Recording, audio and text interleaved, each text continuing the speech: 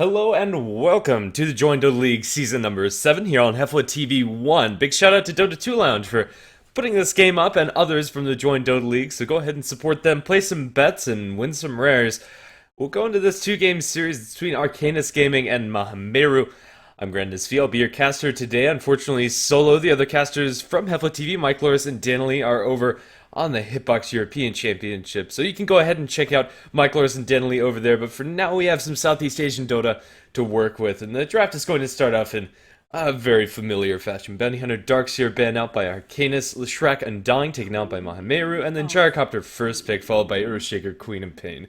No big surprises here, and I doubt we're going to see any big surprises for quite some time, but as far as these teams are concerned, I don't have a huge amount of information about Maha. Some of the names are very familiar from stand-ins from other teams, but for now it looks like they're running with mostly stand-ins themselves, so can throw in an X factor there as far as Arcanys is concerned. They're a lot more reliable as far as the roster is concerned, and a little bit more familiar to me. Winter Wyvern will follow up the Gyrocopter, a combination in and of themselves, very deadly inside the mid-game teamfights, with just a Winter's Curse and the call-down AoE damage that Gyrocopter offers, and in the laning stage, very dangerous for your common offlaners to deal with. The Arctic Burn plus Rocket Barrage combination can very easily catch out kills on a lot of your melee offlaners that are still left inside the pool. As this was a little bit of a short notice series, I'm not super prepared for it, but we'll just go ahead and roll with it. There really isn't very much that either of these teams have shown with these first couple picks, a defensive support and a core apiece, but the actual direction of their drafts is not really shown. Tusk ban coming out from Arcanys, no big surprises there, and I'd suspect that Maha will go ahead and ban out the Clockwork here. They already have the Earthshaker on their team, and the Clockwork would be picked up on the Dire side. Dire Clockwork can very easily abuse the lane equilibrium, can get a lot out of the early laning stage, and if isolating the Earthshaker, can very easily start fights on the right foot for Arcanys in general would be a very scary pick. But instead, they're going to ban out the Storm Spirit, despite it being a very good lane matchup for the Queen of Pain. It's a hero that a lot of teams are comfortable with running, and it's very annoying to play against. It's that long-range initiation akin to the Clockwork, but since it hasn't been banned out, I'd expect Clock to be picked up by Arcanys. As far as the picks for Maha themselves, even though it's not going to be played as a core position, or at least most likely it wouldn't be, Lina could still be pretty good, as having a support with a lot of damage to follow up after the Earthshaker initiation from Fissure could be really nice, and also is good for eating through that Cold Embrace. Winter Wyvern won't be able to reliably save people against that raw amount of burst damage coming out from the Queen of Pain and Lina combined, and there you go, that's going to be the pick for Maha. There still is always the option, they throw the Queen of Pain into the offlane, and Lina still gets some core amount of farm, but even played as support can still contribute a lot to the team. Then Arcanys will go ahead and pick up the Clock. Clockwork is great against Lina and Earthshaker, both defensively. Against the Clockwork, they don't have very much to help out any allies that get caught out inside those cogs, unless an early Force Staff comes out, which it very well might, although it's going to be pretty heavily delayed. Lina and Earthshaker aren't going to be getting that much space this game. As far as the next pick for Maha, it's really just up to them. Arcanys' first three picks are so well-rounded that there's no real weakness, maybe a lack of lockdown or a lack of consistent lockdown, as it is very ultimate reliant coming out from them, but actually my are going to pick up the Shadow Fiend here. Very interesting. Shadow Fiend and Queen of Pain can function as cores on the same team, although it is pretty rare. Usually they'd rather have the mid lane to themselves. But this game looks like Shadow Fiend mid, safe lane Queen of Pain is going to be the order of business. Very mobile core, the Queen of Pain, and when played in that role can get a scary amount of farm, and I think it's a reasonable way for Maha to go about this, and also works as somewhat of a die pick. Shadow Fiend on the Dire side is a little bit weaker, but still viable, and might have been something on Arcanys' radar. I think Arcanys might like something along the lines of a Skywrath Mage as their next pick. That instant silence could be really good against the Queen of Pain, but instead they'll snag up the Wind Ranger.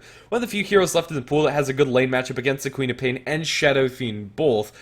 Just with her damage, can very easily trade hits with the Queen of Pain and nukes out waves at a similar speed. She might struggle a little bit against the Shadow Fiend as levels start picking up for him, but if Wind Ranger catches off a good shackle and you have a fifth pick support that can rotate in and put some pressure can be very annoying for the SF. And even in the early laning stage, if you start things off with just the Winter Wyvern blowing an Arctic Burn into Shadow Fiend's face, things can get very interesting in that lane. WindRanger can get a very early head start. Across the board, this draft is looking pretty even. I don't see any major weaknesses. The heroes on both sides are very versatile and can be played in a plethora of different ways. Well then, last bans coming out from either side. I think that Scarlet Mage wouldn't be a bad ban coming out from Mahameru, but maybe there's something else that they're a little bit more afraid of. I like the Skywrath for Arcanys since it combos so nicely with the Clockwork for them, but they'll ban out the Witch Doctor. Fair enough, both Witch Doctor and Skywrath could have done for Arcanys' 5th, but as far as the ban against Mahameru, that's going to be a little bit more interesting. The traditional offlaners, or at least offlaners this patch, are mostly banned out, so yeah, we'll just have to wait and see what Mahameru are going to favor this game around. It's actually going to be a Phantom Lancer ban, expecting the Queen of Pain to be going to the offlane role. Not sure if I would have liked the Phantom Lancer 5th pick coming up from Mahameru. It kind of feels like they would want a more reliable initiator. They're not lacking damage or carry by any means. Between the Queen of Pain and Shadow Fiend, even against a Gyrocopter can feel fairly comfortable this game.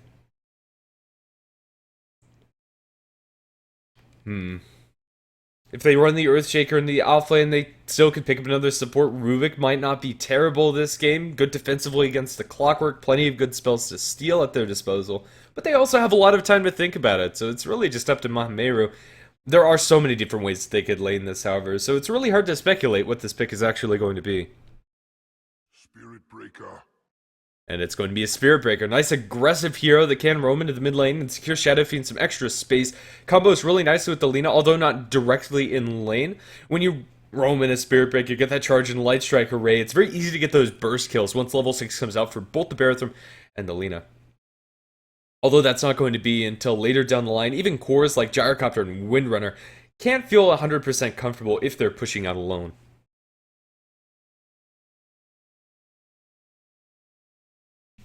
As a whole, I quite like the lineup coming up from Mahameru, and there's the Rubik I was talking about, except for this time around, it's going to be picked up by Arcanys' team.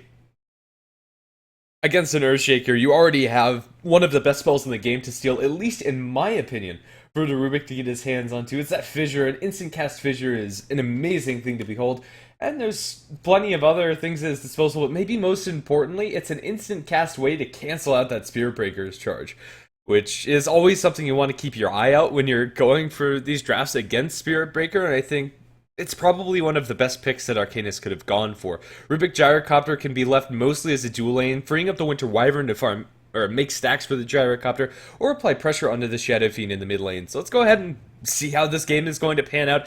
First, by introducing our teams, we're going to start things off with a pause. No big surprises there, but Fury going to be playing on the Spirit Breaker, Knight 7 on the Earthshaker, Slowbro on the Lina, Juka on the Shadow Fiend, and Eau Claire on the Queen of Pain. Gyrocopter is going to be played by Heinrich, Play Hard on the Clockwork, Arjun on the Rubik, Prince the Prola is going to be our stand-in on the Windranger, and Nace Sydney on the Winter Wyvern. Never seen this Windrunner play, at least under this tag, but Southeast Asian teams are notorious for changing around their names, so yeah, who knows who that Windrunner actually is. Or maybe it's somebody entirely new.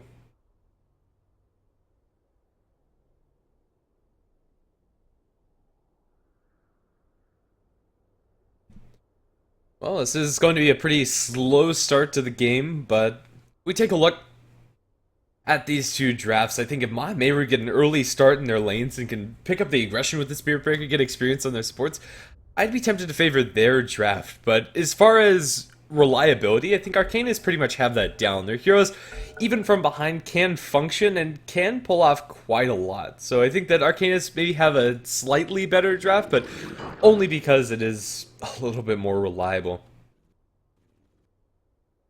We're going to start things off by going down to the bottom lane with Arcanys' lineup, and it looks like they want to secure this bottom bounty rune. If they could, ideally, they'd be able to deny one away from the Shadow Fiend, but the level 1 skirmish is very deadly from both sides. With the raw amount of lockdown coming up from Mahameru, Fidger into Light Strike array, more than enough damage follow-up from the rest of her heroes, so this could get scary.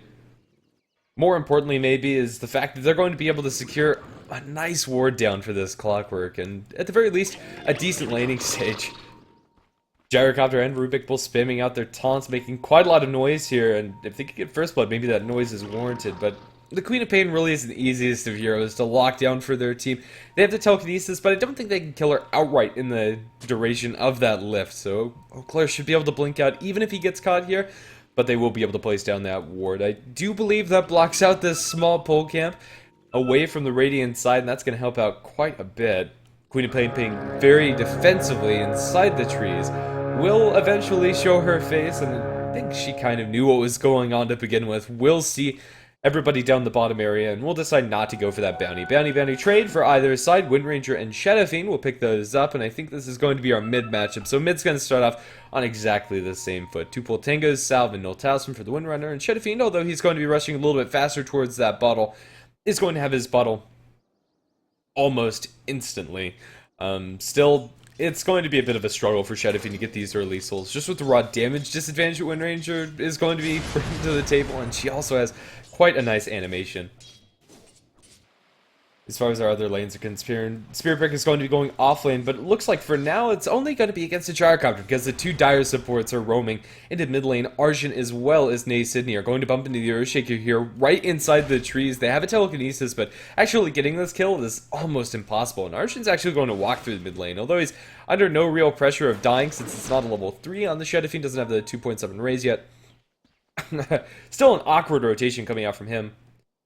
Queen of Pain left 1v1 versus Clockwork is a great lane for the Queen of Pain. Might even be able to zone out the Clockwork outright. This is going to mean that Earthshaker and Lina are free to do exactly what they're doing now, and that's maybe set up some stacks inside the woods, or just make sure that Shadow Fiend has a good time. And now that Shadow Fiend's picked up those first couple of souls, the lane gets a lot easier. Although right now he is struggling a bit, I'd expect things to pick up for the Shadow Fiend sooner rather than later. Charge up towards top, they'll get the telekinesis onto the Spirit Breaker. Rock Brush damage is there, but Spirit Breaker runs towards the Rubik, doesn't get the Lucky Bash, and this should be first blood for the dire side. Arcanys are going to draw it onto the Spirit Breaker, one more auto attack, and the Gyrocopter will snag a lot of extra gold for himself. This laning stage gets so much harder for the Spirit Breaker after that first death. Trying to get that lucky first blood onto the Rubik in turn, but not going to happen. 17% might have pulled through on another day, but today he's not so lucky. They're going to charge forward for the Gyrocopter. Fisher's there, charge forward, they get the stun, but unless they get the luckiest of bash luck, I don't think they're going to be able to find that kill, although they're still applying pressure. Rubik will secure a bounty rune up towards top. Double damage picked up by the Clockwork, but I don't think these runes are going to be very consequential. The lanes will settle down a bit, even though the Clockwork isn't going to have a fun time against the Queen of Pain when it comes to farming. Double damage rune might pick up a few CS here. It's going to be tagged by a Light Strike Array, and is going to be put under a lot of pressure, but still will get his experience. And once level 6 comes out for this Clockwork, might be able to set up some kills around the map for the team. This early laning stage, across the board, is looking pretty good for Arcanys. Windrunner's doing well in mid. The Gyrocopter's having a free time and got first blood, and even the Clockwork is CSing better than the Shadow Fiend.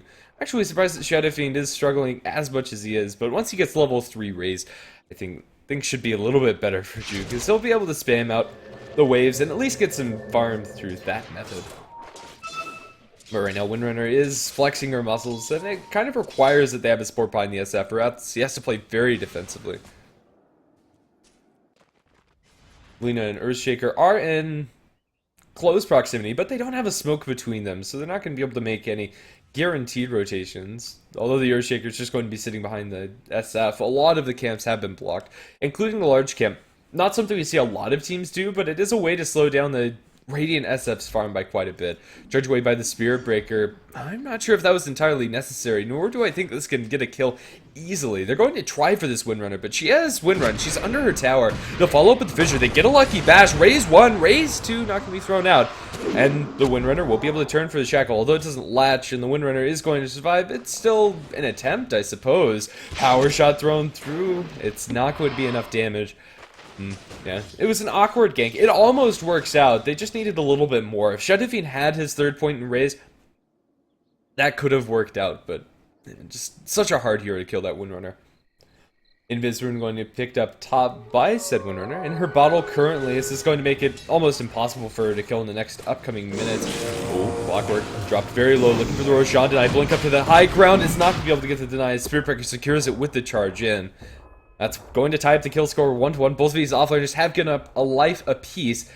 But while all of that is happening, Queen of Pain isn't getting that much, and it does draw a lot of heroes away from their respective lanes. In that sense, it's a little bit of space created by the clockwork, but definitely still worth it for Meru. This laning stage is looking pretty even with a slight advantage for Arcanys and about 1,000 net worth going their favor above the enemy team. They're going to place a sentry trying to de-ward out this large camp, but it's still not spawned, and it won't be for at least 7:30, I think, is when the first spawn is going to be available, but maybe it's going to be blocked further than that. That's usually when Shadowfiend can pick up a little bit. Invis Rune in the mid lane, trying to save out this Windrunner. The Fisher's going to be off the mark, and she will survive, albeit barely.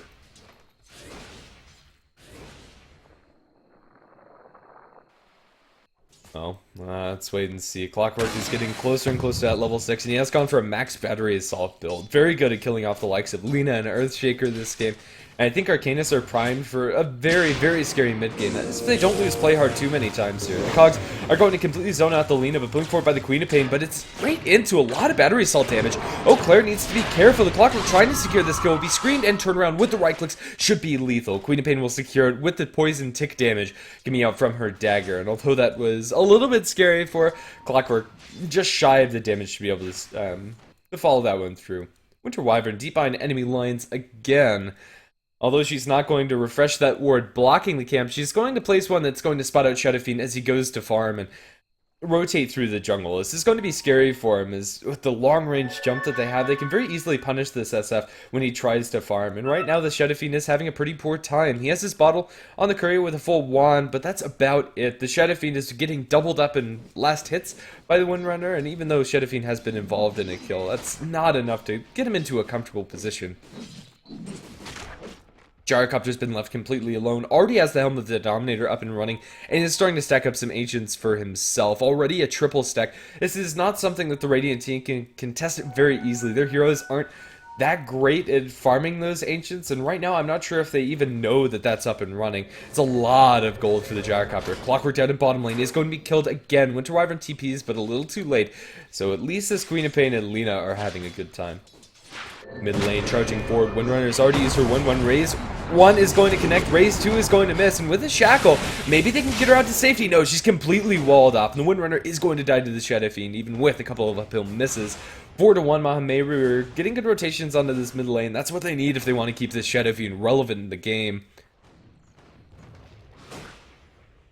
Well, after a couple of kills, this game is pretty much completely even when it comes to the farm across the board, and it's really going to be up to the Spiritbreaker and Clockwork to make those moves across the map, and the Clockwork is about to get his level 6. That's really going to be a crucial timing window for the side of Arcanys to set up some kills and drop my Meru back down. There's going to be a shackle latch in mid, although it's a very low level shackle, so that's not going to be able to set anything up. Level 1 shackle, even when it does connect, is a pretty middling skill. Queen of Pain rotating top lane has the Sonic Wave, as well as 3 points up in the Scream available. With the charge in from Spiritbreaker, maybe they can get this kill, but Gyrocopter knows exactly what's happening. Albeit only with Brown Boots. He's going to turn, trying to get the call down off, but can't quite do it. Orb of Venom chasing forward. Spiritbreaker doesn't get the appropriate bashes, and Gyrocopter's going to be able to TP out to the mid lane.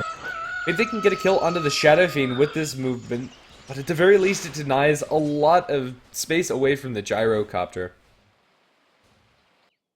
Gyrocopter's going to move over towards his Ancients. It takes a million years to farm these stacks with so very little damage, and probably 3, maybe even 4 Black Cannons are going to be necessary to completely mop this up, but it's still worth it for the Gyro since it is so much gold, more than 1,000.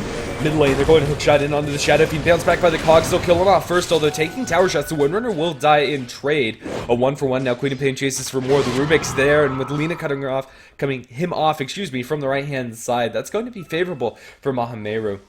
Still, this Gyrocopter farms away. He's not going to have another flat cannon for a long time, and all that's left is 4 big creeps.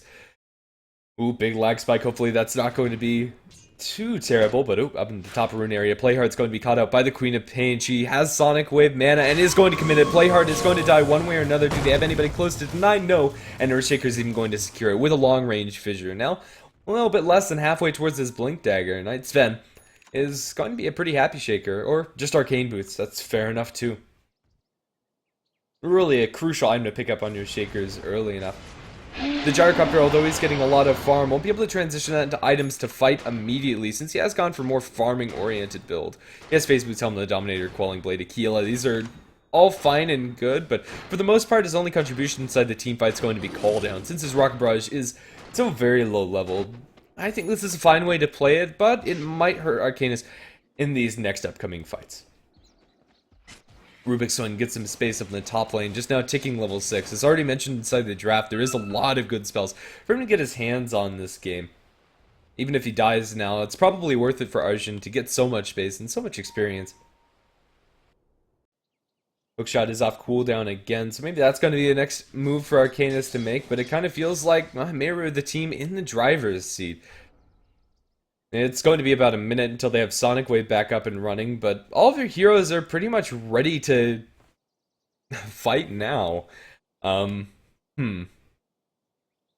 like we have some sort of issue with Arcanys' internet, but the good to go has been called.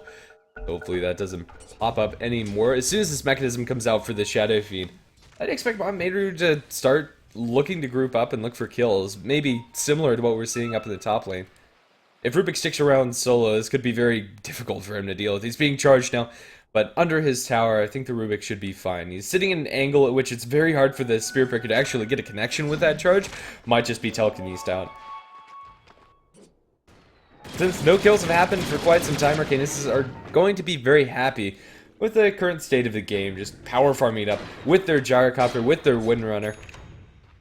Although the Shadow Fiend is going to start picking up quite a lot of momentum. Oop, and down to bottom lane, hookshot in. Lena's caught out. Slowbro should end up dying here, but can they get the return trade?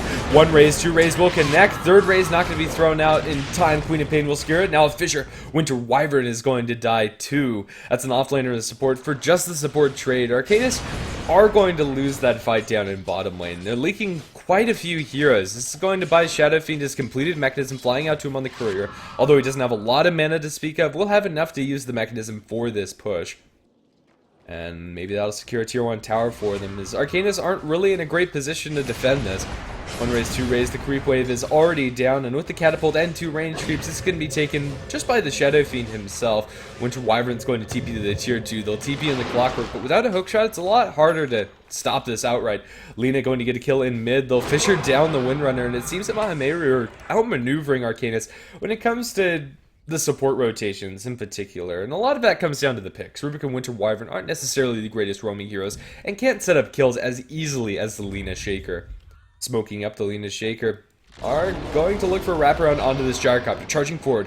Heinrich is a fairly low HP target, but the Spirit Breaker can't do this by himself. With a call down available, Gyrocopter could very easily turn this around if they don't bring in one of their larger cores, be it the Shadow Fiend or the Queen of Pain. Winter Wyvern's going to bump the SF. They'll pump fake the second raise, but Winter Wyvern hasn't fully committed, so he can't actually get that full combo off. Things have slowed, and even though there's been a lot of aggression, especially from the Maha side, there hasn't been a lot of tower pushing. Mid lane, they're going to jump forward, they get the Shackle Latch on the Shadow Fiend, lift up to follow up, that's going to be a kill on the SF, but a blink in, no, the mechanism will save his life, at least for now. Winter's Curse will be his undoing, as Queen of Pain kills her friendly ally. They'll chase forward with the charge, with the scream, that's going to be another kill. And it's going to be on the Winter Wyvern. The slow under the Windrunner is going to drop her low. They have a Lena stun. We'll commit that over in the clockwork. Double kill for the Queen of Pain as she finishes off the Rubik. Play Hard is going to look for the Battery Assault. Ticks onto the Spirit Breaker. 2 kills going the way of Arcanys, and they're not done yet. Triple kill for Eau Claire. She'll mop up that last kill on the backlines. His Gyrocopter is left completely alone, but he'll still survive.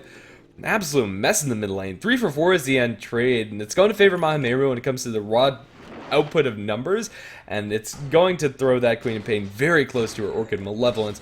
Just about 800 gold till she has that all the way done. But on the flip side of the coin, Gyrocopter has an Ogre Club, Yasha, Helm, Phase Boots, Aquila, a very farmed Gyrocopter, which could run away with this game, even though he hasn't been very active yet.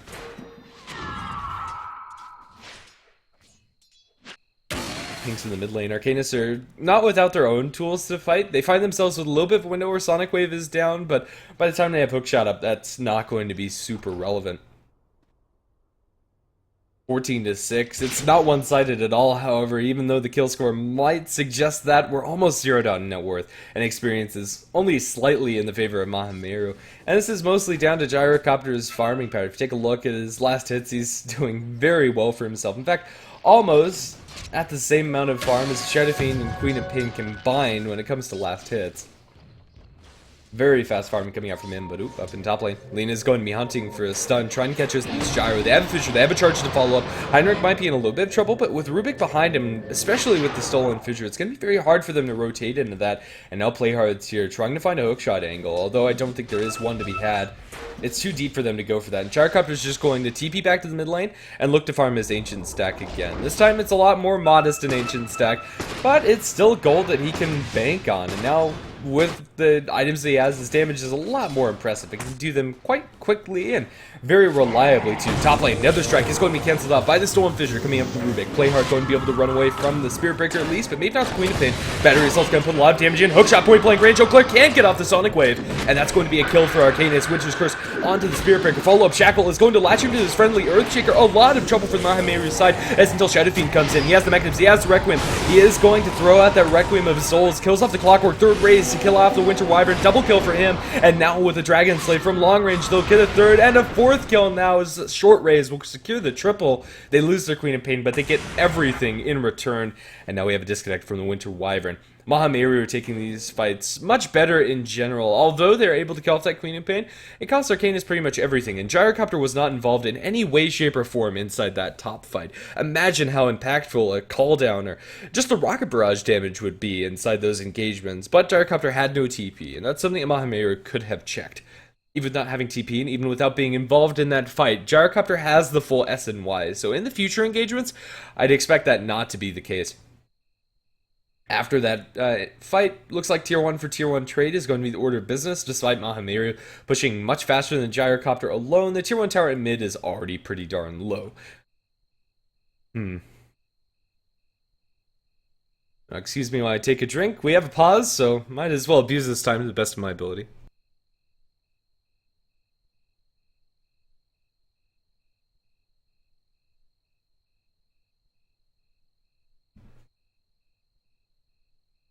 Things are looking good for Maha, but if they let things sit and let this Gyrocopter go completely unpunished, things could be pretty sketchy for them in the next couple of minutes of this game. The Shadowfiend, he has his power chest mechanism, and although this is okay farm, for 15 minutes of the game, his CS leaves a little bit to be desired, and the actual stacks inside the woods are non-existent because Arcanys have been very good at playing the passive farming game. And it's only a matter of time before this Gyrocopter really gets involved. Maha should be happy with their position in this game, but they can't be complacent. They need to make sure that they keep up this aggression, keep up the fights, and make sure that they don't go for aggressive dives. If they go into a tier 2 tower push and Gyrocopter gets a good call down, that fight could be all but over. It's actually incredible how fast this Gyrocopter is firing. If you take a look at his level, he's the highest level in the game. Over a mid Shadowfiend, which is not something that you see very often. That's a little bit awkward. We're going to be waiting until Arcanys can get all of their players inside this game, but we should be resuming shortly. I think the state of the game is pretty obvious to most everybody, but yeah, I wonder what's wrong.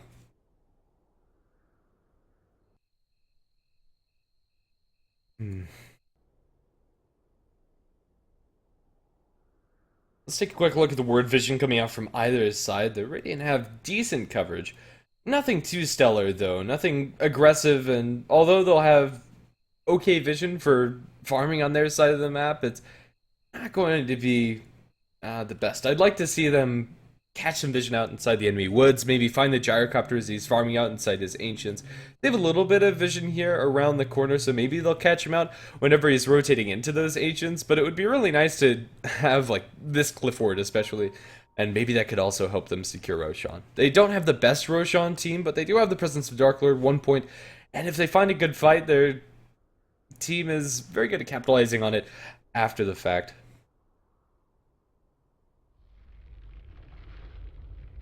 Well, Winter Wyvern's going to disconnect again. Seems that there's a lot of issues for now, and this game has been paused for more than 2 minutes. Not ideal, especially when solo casting.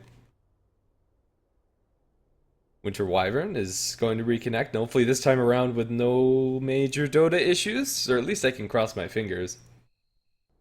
I don't think Maha can actually go for the tier 2 tower after this fight up in top lane. Everybody should be back up and ready to contest, and although that was a great fight for them, it was a 4v5. The Gyrocopter wasn't involved. So back into the driver's seat. Tier 1 tower is going to be dropping very low in top lane and in mid lane both. Let's see who's going to be able to stop that quick enough. They're going to charge back, trying to kill off this Gyrocopter, at the very least stop him from pushing. He's going to feel a bit antsy. He saw the Spirit Breaker charging away, so it looks like this is just going to be a straight-up tower victory for Maha. Or maybe not. I don't know if it's going to pull off the creep aggro, and in general just be very annoying for them. They're going to get cold feet, and both the tier 1 tower in mid and top lane are going to survive, although the tier 1 in top should be denied out by play hard. The catapults hit it once, and there you go, smacked down by the clockwork. Arcanys get a pretty nice victory after the fight, I'd say, since that tier 1 tower in mid isn't in deny range.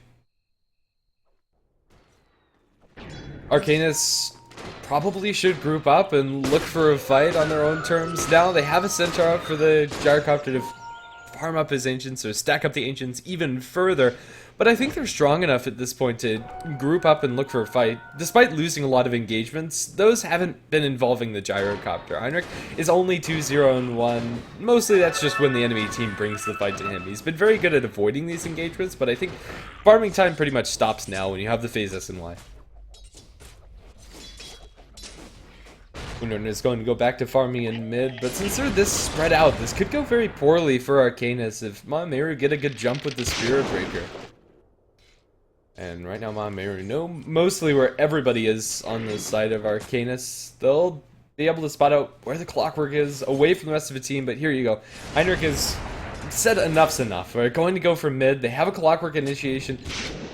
If they could bring the clockwork in, that is. He hasn't TP'd back, and this could be a 4v5 if clockwork's not fast. He's going to TP to this tier 1 tower. This is very scary, and let's see if he's going to actually pull the trigger.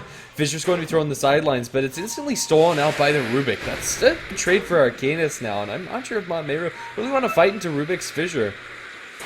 They have a Queen of Pain Sonic Wave. Lena's there, and Gyrocopter's a very, very tasty bait. But nobody's actually bitten yet.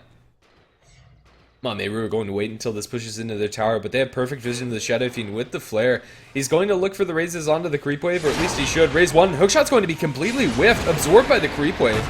And with that, they can jump in. The Spirit Breaker charge into the backlines. Fisher's going to catch out the Spirit Breaker himself. Lift it up. Can't get off the Nether Struck, but a beautiful Sonic Wave over 3 is going to do a lot of damage to the side of Arcanys. They're going to lose their Spirit Breaker, and with the Golden Brace, keep the Clockwork alive. That's going to set up for 2 raises. The Requiem is going to be cancelled by the Winter's Curse.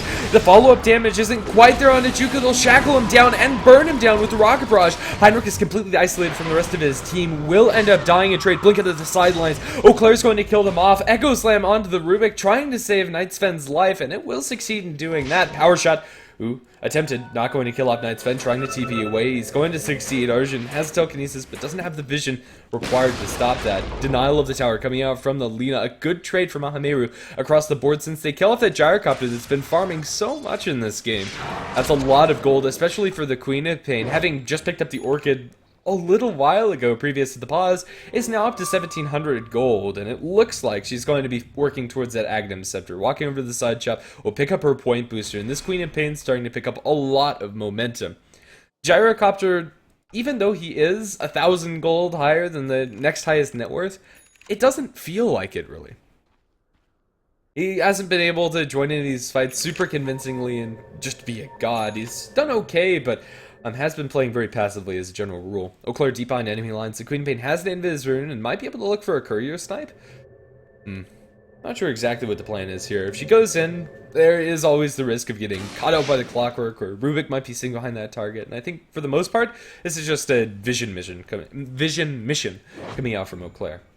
4-staff out for the Lina, really big pickup for these supports. I talked about it inside the draft that the Lina and the Earthshaker really do need a force between them to stop the Clockwork's initiations. This is going to make it a lot harder for Clock to actually find good jumps, although bottom tries for it onto the Earthshaker after it Cold Blast from the Winter Wyvern and a Flare. He's dropped low, but they won't be able to secure that kill. And now things look really good for Maha. They have a blink on the Earthshaker too that's currently in a stash. Fissure will land on the play hard. The call down is there. Will clip on the Knight's Fen as well as on the Lina. Fissure forward by the Rubik will kill off the Shaker, but since Shaker already bought his blink, that's not a huge kill in and of itself, but then get the Spirit Breaker, that's really nice for a team. Shackle to retreat, Spirit Breaker's in a lot of trouble. Rocket Barrage does a whole truck ton of damage, and Power Shot will secure that kill. Down towards the south, Sonic Wave will connect to the Rubik, one raise, and that's going to be the death of him.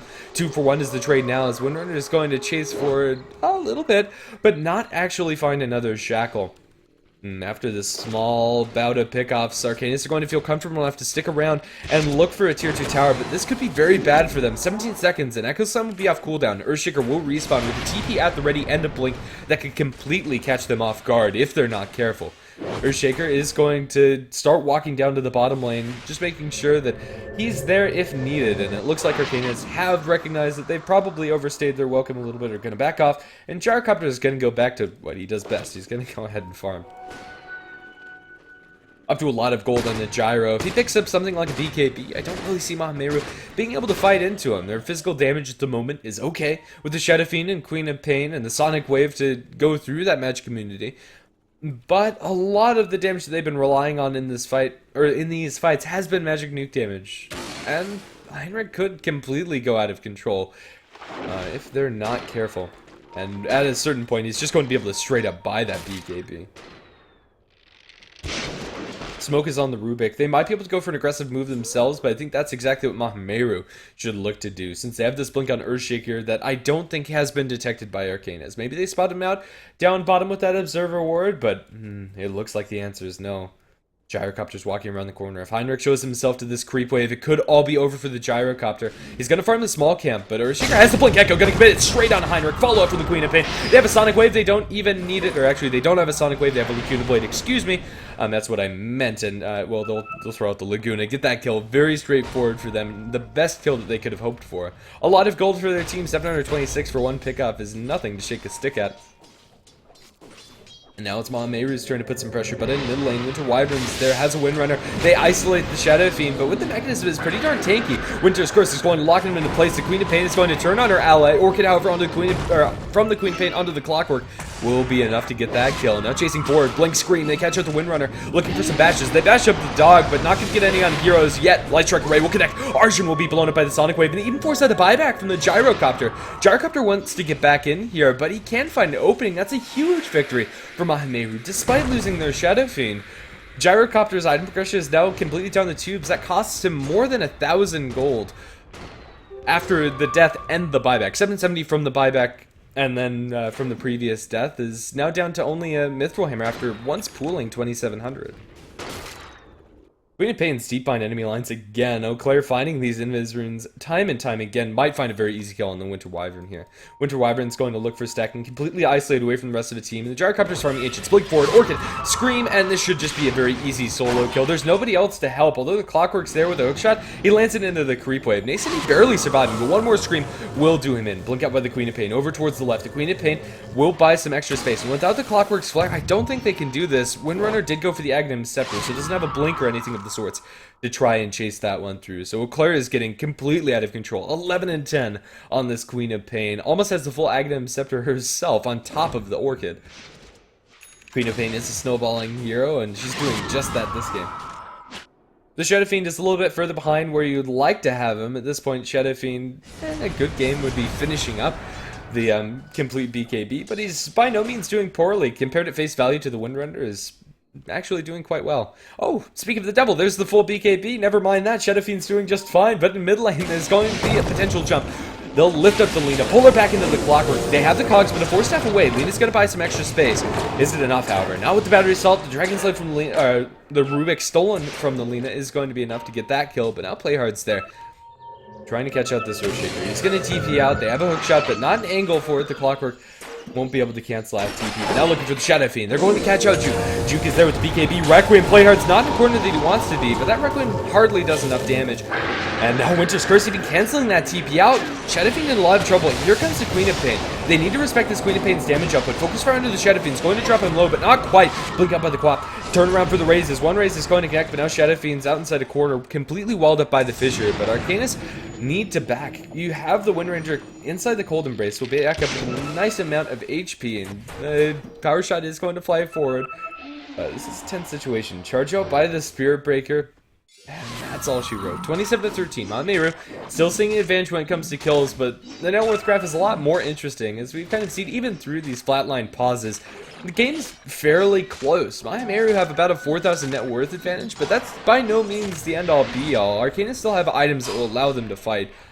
It gets a lot easier once Clockwork has the Force Staff. He can somewhat play around the Force Staff coming up from Lina if they mind game it a little bit, and Lina preemptively uses her Force. She can Force Staff, catch her out in the cogs even after the hook shot in. Now Arcanys finding a Roshan. This is a lot of gold in their favor, and once they have the BKB Aegis on the Gyrocopter, they can look to push. They'll have to respect the Ekasong coming out from the Earthshaker, but if they do that, this game could go either way. It's very, very close. That first usage of the BKB coming up from the Shadow Fiend left a lot to be desired, but it's only a matter of time until Arcanys push, and they might be able to get value out of that 9-second BKB again. Gyrocopter, after finishing up these two large ancients, should have enough gold for the BKB, or if not, very close to it. I underestimated the gold that was given from that large dragon, so he's not going to have it outright yet until he sells his Aquila, but there it is flying out to himself. So this is the window for Arcanys to push into these tier 2 towers. They very easily can do it if they don't get caught out on the backlines. Knight Sven as well as Eau Claire are grouped up. These two can kill pretty much any single hero that they catch out, even the Gyrocopter, and even through BKB if they get the Blink Echo before he's able to pop that. Double damage rune's going to spawn at the top of rune spot. I'm not sure if they're going to give this to Windrunner or the Gyrocopter. It looks like Windrunner is going to be the brand new owner of a fresh double damage rune. That's scary. With the Aghanim's Focus Fire, she's going to be able to pump out a lot inside this next fight. Clockwork is going to bump into the Queen of Pain as well as the Earthshaker, but it'll get away with a pat on the wrist and an Orchid to the face. Tier 2 tower on mid's going to be next objective for Arcanys, and Clockwork wants to be with the rest of his team as they go for this. Queen of Pain and Earthshaker, although they can apply some pressure to the wave, can't really threaten the towers at the same extent that Arcanys can with this double damage Windrunner. That's going to town on the tower. Focus Fire is going to be able to take this out. Even though there's a glyph, I don't think that's going to save it. At the best, they can hope to delay. And they'll just do that. The Sonic Wave is going to be thrown up, but stolen by the Rubik. With that, any hopes of defending are completely down the tubes. Rubik with a very big amount of damage this upcoming fight. With a level 3 Sonic Wave, that's not a spell that you can reliably get your hands on. Queen of Pain usually is going to be using the Scream right after the fact, but a little bit greedy with their spell usage, and that's going to be Arcanys with another tool at their disposal. Look for the push. They didn't blow anything. 10-second BKB still on the Gyrocopter. They still have the second life. And Arcanys are starting to flip this game around. The advantage is still in Maha favor when it comes to net worth and experience, but they're starting to get map control, which is something that's not really reflected by the two graphs. Top lane, they're going to get a charge onto the Clockwork. Play hard. Should be fine, however. They spot out the Rubik and the Winter Wyvern coming out from the sidelines, as well as Gyrocopter there is farming. Maha aren't going to feel comfortable going for this initiation yet. They're going to want to wait until Maha get a little bit too overzealous. Maybe they'll try to jump on the Spirit Breaker, who might decide to bait here. I think the most he can do to bait is just show himself, and they're going to ping out the Spirit Breaker. Arcanys are here with full force. Maybe they're willing to bite, even though they probably know that this is some sort of bait. And it looks like Maha are scared of getting pulled into the river with the fish that they're going to catch. 2 minutes left on the Age of the Immortal. They've already gotten one tier 2 tower with it, and I think that Arcanys will be happy, even if they aren't able to pressure for another one. But at the same time, with a 10-second BKB on Gyrocopter, I think they're strong enough to do just that. So let's see if this top tier 2 is going to fall in their favor. Windrunner is going to get some much needed time to farm. She has a Blink Dagger up on her person, and the bottle is going to be flying out on the Courier. Although she was lacking in earlier fights, this is a great way to start engagements with just a Blink Shackle. If you can catch that on two key heroes, falling up is so easy for Arcanys, with the Gyrocopter and Winter Wyvern especially. Everybody in Maha side can defend at the tier 2, but if they get caught out now, that could be really bad. Clockwork is going to be bumping into the Queen of Pain shortly. Blink out towards the right-hand side. Eau Claire knows that there's not any vision close by, or at least he hopes there's not a vision ward up on this high ground since they have dewarded, so he should be safe to go for that move, not going to be caught up by the Clockwork, and now Arcanys is going to keep on going for that push. Tier 2 tower up in the top lane is going to be taking some heavy pressure. It looks like Maha aren't even interested in defending. They'll look for a trade for the tier 1 tower in mid, and I think that's fine. As far as tier 1 for tier 2 tower trades, this is probably one of the better ones for the Radiant side to take. The Dire tier 1 gives access to Roshan, access to their own woods, and well, the tier 2 tower up on top of Radiant really doesn't do much of anything when it comes to controlling the map any further. Maybe a little bit less control in their Ancients, but as I said earlier inside this game, Maha aren't very good at farming large stacks and aren't going to be interested in making them. That said, Gyrocopter has gotten so much gold from his own Ancients that Maha really aren't able to contest, and from here on out, Gyrocopter is going to be picking up a really big item, whether that's a Butterfly, MKB, just something with a huge ticket for him. That's scary. HC Immortal is going to be expiring in just a couple seconds, as we see here. So that's not going to be in the side of Arcanys, but they never had to use that BKB. 10 seconds still up on Heinrich. Game is really scary for both sides. The big difference is the gold that you're seeing on the supports. In particular, on the Spirit Breaker now. He has almost a full BKB since he has been running with this Hand of Midas this entire game. And compared to the Clockwork, Spirit Breaker's income is going to be flowing a lot more freely. Shadow Fiend and Queen of Pain are going to feel comfortable enough to push for this tier 2 tower since they know that the Aegis is no longer there in the Gyrocopter. Arcanys are going to be a little bit more hesitant to contest that, and this might actually trade in their favor. The tier 2 top is already very, very low. Dire have a glyph. They are going to commit that now, and it looks like the Radiant team have backed off, but maybe they shouldn't have. The bottom lane is being pressured very heavily, and Arcanys didn't back anybody, but you have an Invis Eau Claire. Another Invis room for this Queen of Pain, at least the third this game. Sonic Wave right now, Heinrich, he can't even pop BKB, Blink and Echo, and the Gyrocopter is already dead. Rubik will die afterwards. The Shadow Fiend comes in with the mechanism. Playhard trying for the TP out. Will it survive? Yes, the Clockwork will live, but over on the sidelines, Winter Wyvern, ooh. Just as lucky, is going to make it out with the Glimmer TP. Still a great fight from Maha. Being able to stop that Gyrocopter from getting off his Black King bar is absolutely crucial there. Still 10 seconds up for him. I guess that's the silver lining. He didn't use the charge, but it was such a bad fight because he couldn't. A lot of gold going to Maha, way 1250 the gold change thereabouts, and a lot lost on important targets. The Arcanys Gyrocopter's next item is going to be severely delayed, and it looks like he does want to go for that Butterfly. Spirit Breaker has his Black King bar up and running, and Maha find themselves with a decent opening. That fight down in bottom lane is going to have big implications for the up-and-coming Roshan skirmish, which may or may not happen. It's going to allow Maha to more convincingly control this map. This is time where they can be getting some wards out for that next major objective, and it looks like Knight Sven is going to do just that. Again, these supports are getting a lot for the Maha side. Lina, 4 staff working towards that Aghanim's, only 1 component away. Less than 1,000 gold for herself. And Earthshaker has Blink Forest. When you look at the inventories coming up from Arcanys supports, you do have a Glimmer Cape on the Winter Wyvern. That's really good for the Wyvern, and you're getting closer towards an Aghanim Scepter of the Rubik. But it's a full Blink or a full 4 staff behind what Maha supports are sitting on.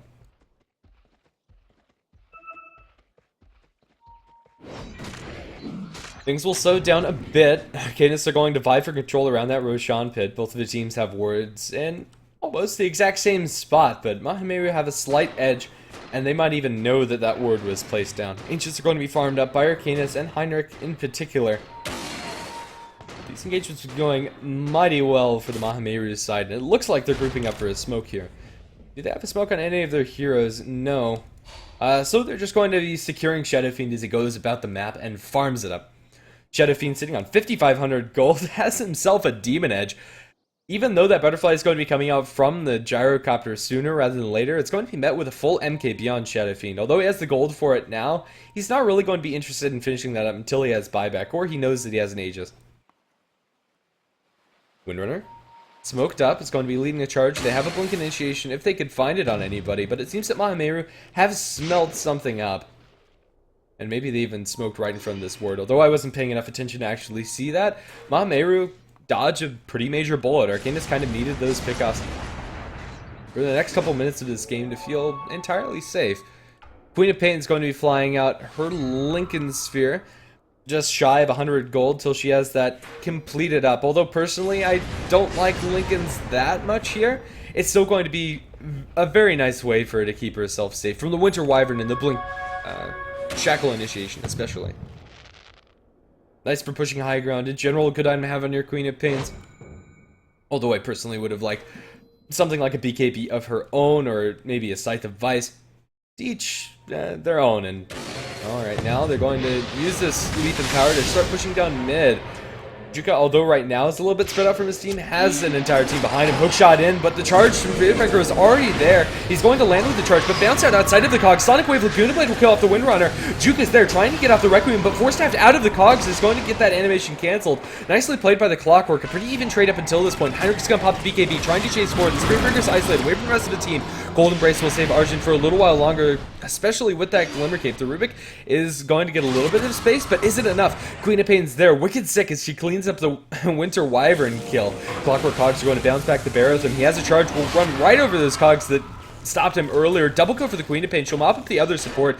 Now isolated with the battery assault ticking. Playhard is going to put a lot of damage back into the Queen of Pain. Can Eau Claire blink out? Fisher from long range. And the Clockwork looks like he's going to be dropping low. Eau Claire has the Sonic Wave. Does she want to commit it? Yes, she does. The Sonic Wave will barely miss, but a blink Scream is going to be enough to clip onto Playhard. Not enough damage, though. That Stifling Dagger isn't actually enough damage. Did I say Stifling Dagger? It's actually Shadow Strike. We'll forget I said that. Regardless, a 1-for-3 trade. It starts out very evenly, but Queen of Pain, just with the raw amount of mobility, is able to mop up so many of those kills after the fact.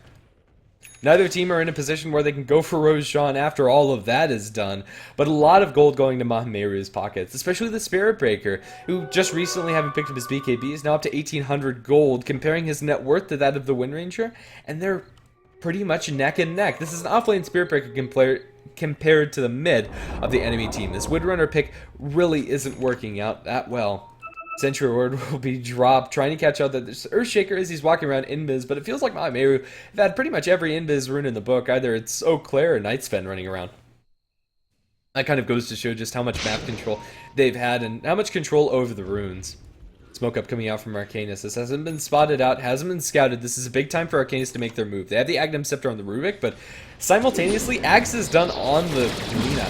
If Arcanys can get Roshan here, that's great and all, but Mahameru have all the tools at the ready to contest this, and I don't think this Roshan is falling fast enough if Mahameru move now, and move is exactly what they're doing. They have a blink cooling down the Earthshaker in 3 seconds. The Roshan is about half health. This could go completely terribly for Arcanys if they get caught up by an Echo Sun. Currently, there's only 2 inside the pit. They'll shot forward. They're going to delay. Shadow Fiends bounce back, but now charge forward. They're going to chase for Playhard as Roshan is going down. Sonic Wave over from the sidelines. Queen Pates on the high ground. Right click down to Arshan. They'll try to look for the Winter's Curse, but Winter Wyvern just can't do it. Echo Sun going to committed. However, it only connects on the one since BKB was there from Heinrich. They'll drop the Requiem of Souls. I'm not sure if that really was that effective. Catches out the poor Windrunner, and with that MKB, Shadow Fiend's absolutely dishing. 3 heroes have hit the deck, chasing forward for more. They're not going to find the Gyrocopter. He wasn't over in the sidelines. Now Queen of Pain blinks forward, looking for the Clockwork.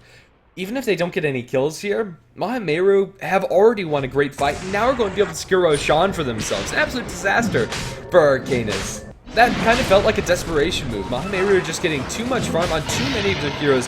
Now with an Aegis of the Immortal on the Shadow Fiend, we saw how much damage he could do in the last fight. It's going to be getting even worse. What do Arcanys do at this point? That smoke into Roshan kind of felt like their last easy move to make. From here on out, it's going to rely a little bit on Mahameru overextending and getting caught out without their full 5-man lineup. And although Arcanys do have heroes to look for those pickoffs with the Blinking Windrunner with the Clockwork, this is going to be a very difficult game for them. 3,000 gold already up in the Queen of Pain, having just recently picked up that Lincoln Spear. And those pickoffs are not going to come easy. I think the best thing that they can hope for is kill off this Earthshaker before the fights. The Fissures and the Echo Slams have been so disruptive for Arcanys to deal with and really have stopped them from counteracting anything. Gyrocopter needs his next item. Although he is close, its impact is going to be severely mitigated by the Agnum Scepter on Lina, which is going to drop him down so low already at the start of the fights. Lina's not level 16 yet, but she's getting there quickly.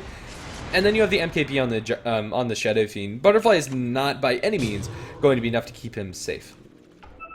Clockwork will pick up the Aghanim Scepter. Although these are the 3 items you'd like to see under Clockwork's Force Staff, Blade Mail, and Aghanims, I fear that it's not going to be enough for him to safely get off his initiations. Clockwork's time to shine is pretty much over here at 40 minutes in.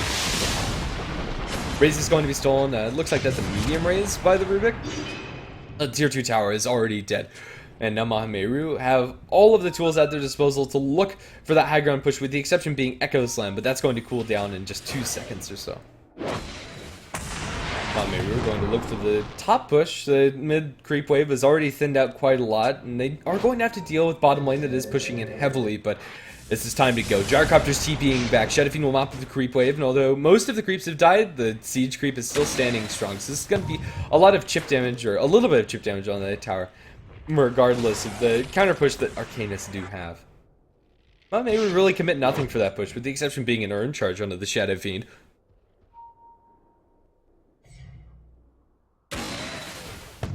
Now, round 2, looking for the Shackle, not going to catch out that SF.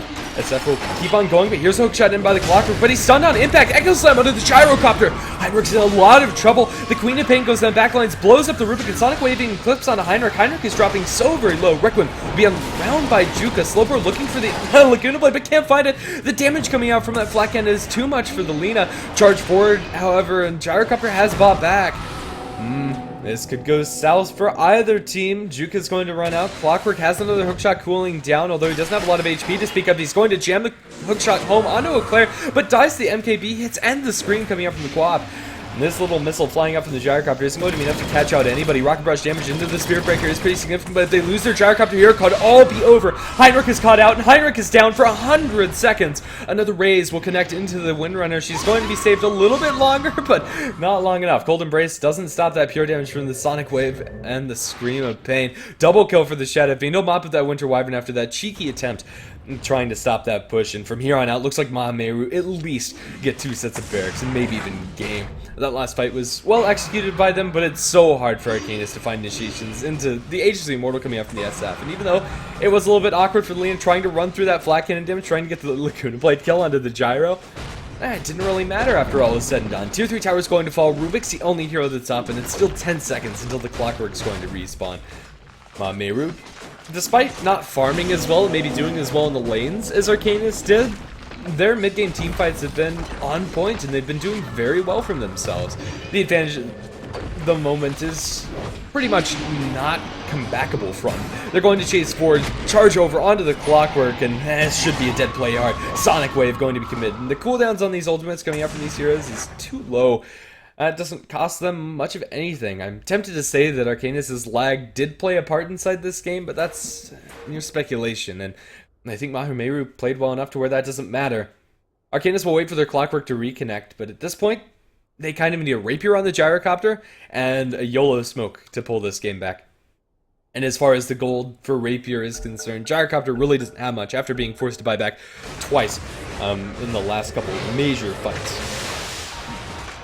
Tier 3 tower and mid's going to be falling. They still have about a half a minute before Gyrocopter's even up and running. If there ever was a hero that can't come back from Mega Creeps, Gyrocopter's pretty high on that list, but he needs a little bit more gold before he can comfortably have enough for Satanic and Rapier, and that's just too much to ask at this point. Melee Barracks is going to fall mid. Maha, after getting a large advantage, are going to feel very good about themselves.